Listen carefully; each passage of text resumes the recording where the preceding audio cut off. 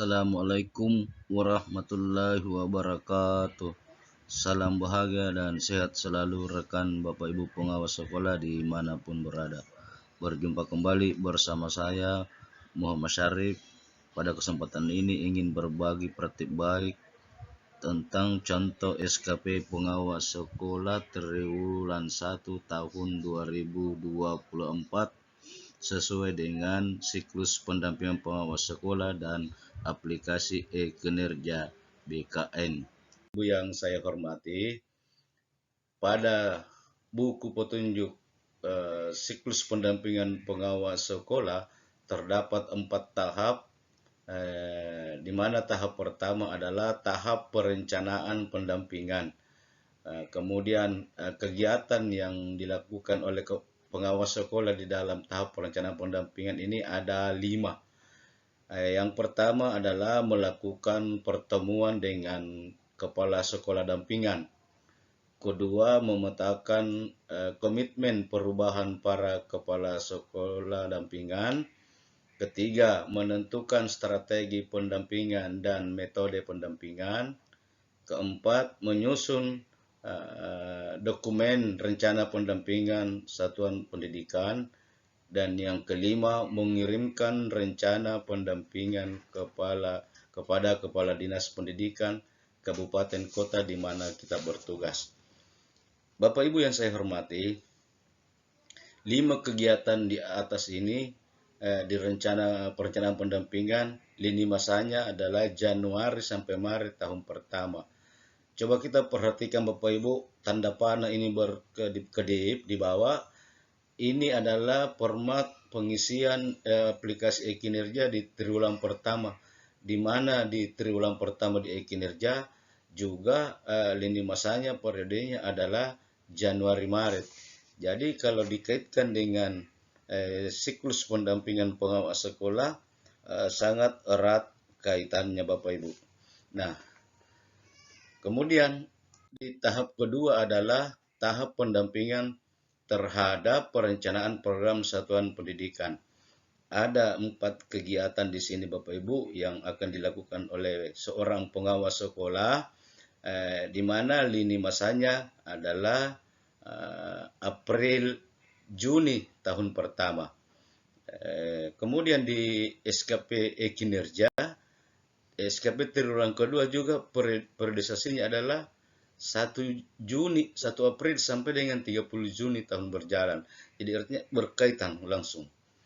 Kemudian di ketiga, tahap pendampingan terhadap pelaksanaan program kerja satuan pendidikan.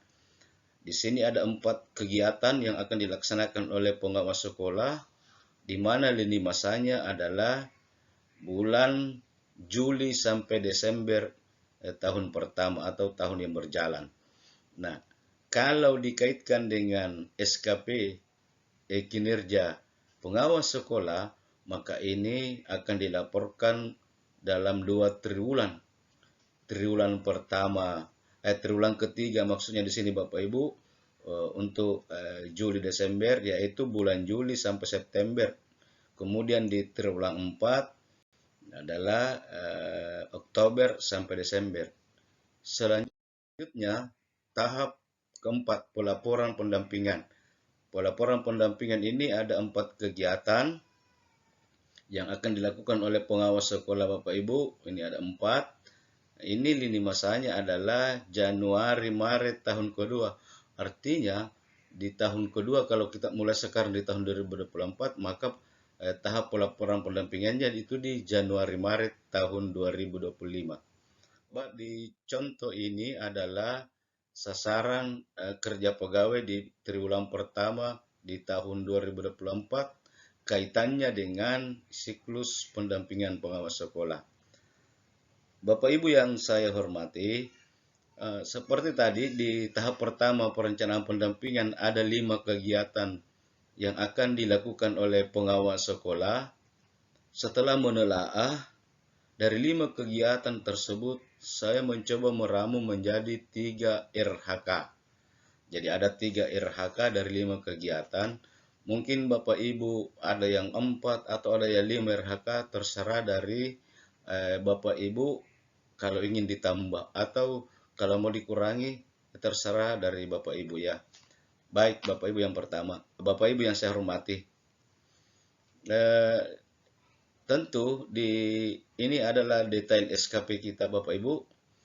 Tentu adalah pertama rencana hasil kerja pimpinan yang diintervensi, yang dibahas di sini adalah kinerja utama Bapak Ibu ya. Nah, ini ada RHK yang akan diintervensi, kemudian RHK pengawas atau RHK yang saya buat, misalnya begini Bapak Ibu, terlaksananya pertemuan dengan kepala sekolah dan melakukan wawancara untuk menentukan komitmen perubahan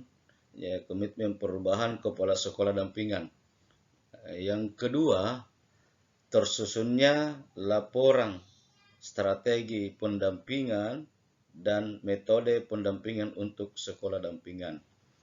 Kemudian RHK yang ketiga, tersusunnya dan terkirimnya dokumen rencana pendampingan satuan pendidikan ke Dinas Pendidikan Kabupaten Goa. Di sini Bapak Ibu Kabupaten Goa, karena di Kabupaten Goa tempat tugas sehari-hari sebagai pengelola sekolah. Jadi di sini Kabupaten Kota maksudnya Bapak Ibu ya. Kemudian RHK ini mencakup 3 aspek. Ada aspek kualitas, kuantitas, waktu. Nah, misalnya RHK yang pertama Bapak Ibu ya, dari segi kuantitas atau aspek kuantitas, indikator kinerja individunya atau IKI-nya adalah jumlah pertemuan dan wawancara dengan kepala sekolah dampingan.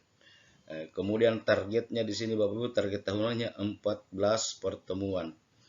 Kenapa 14 pertemuan? Karena ada 14 sekolah dampingan. Dari segi kualitas, presentasi laporan hasil wawancara Bapak Ibu 95%. Kenapa 95%? Yang namanya manusia Bapak Ibu tidak sempurna, jadi di bawah 100%. Kemudian aspek yang ketiga, waktu. Itu ketepatan waktu pelaksanaannya. Kemudian RHK yang kedua Bapak Ibu, dari segi kuantitas, yang pertama itu adalah jumlah laporan strategi dan metode pendampingan. Ini ada 14 laporan, seperti tadi, karena 14 sekolah dampingan. Kemudian dari segi kualitas 95% dan dari segi waktu pelaksanaan 3 bulan.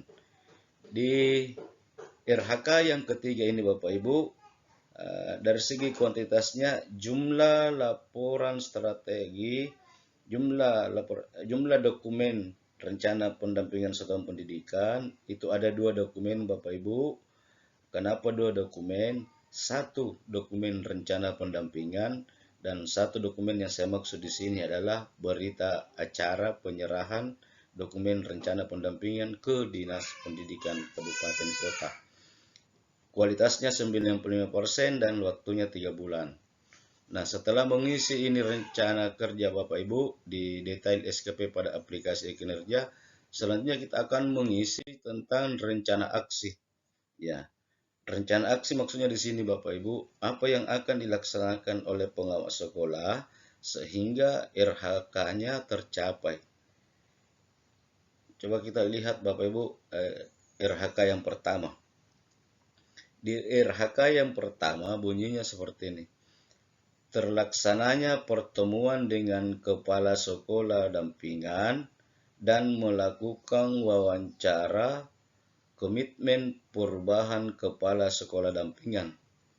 Kemudian rencana aksi yang akan saya lakukan pertama adalah menyusun jadwal pertemuan dan wawancara.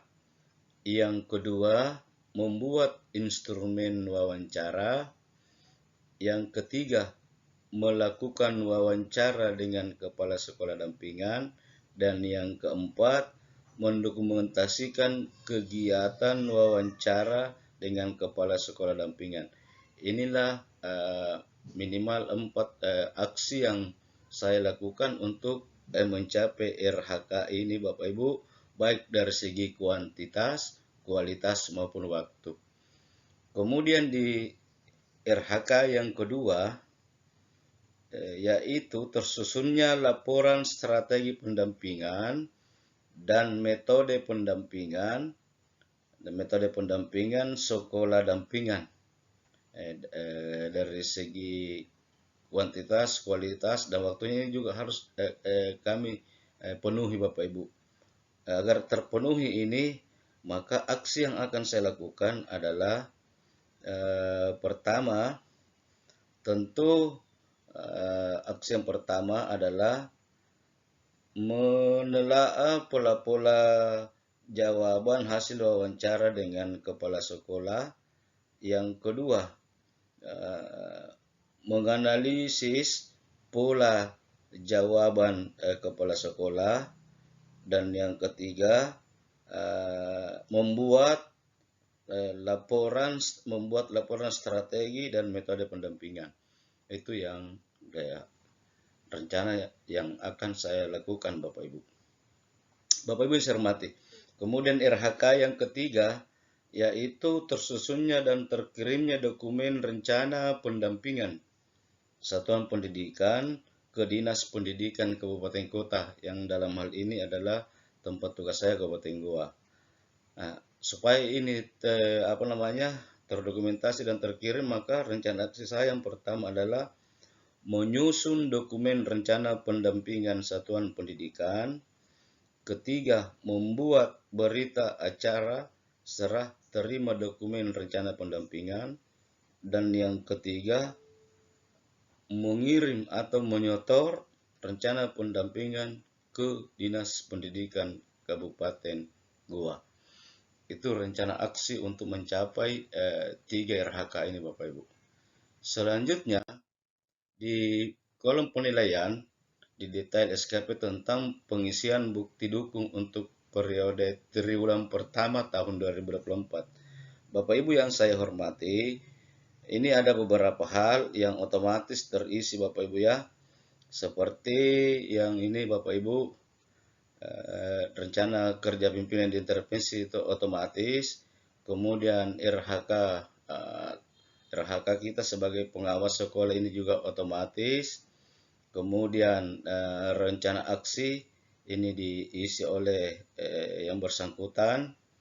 Kemudian dari segi kuantitas, kualitas, waktu juga diisi Bapak Ibu sampai kepada target tahunan. Nah, ini sampai di target tahunan, itulah pekerjaan kita pengawas untuk triwulan pertama. Nah, ini realisasinya Bapak Ibu, bukti dukungnya ini Bapak Ibu. Nanti Bapak Ibu semua dokumen-dokumen ini yang tadi yang telah diuraikan akan disimpan dalam drive masing-masing, kemudian linknya diletakkan di dalam bukti pendukung ini Bapak Ibu. Nah, saya kira demikian pertemuan pada kali ini. Mudah-mudahan ada manfaatnya, dan jika video ini bermanfaat, Bapak Ibu jangan lupa klik subscribe dan like. Boleh juga dibagikan ke teman-teman, siapa tahu bisa juga bermanfaat bagi teman-teman kita. Demikian, dan saya akhiri dengan ucapan alhamdulillahirabbil alamin. Assalamualaikum warahmatullahi wabarakatuh.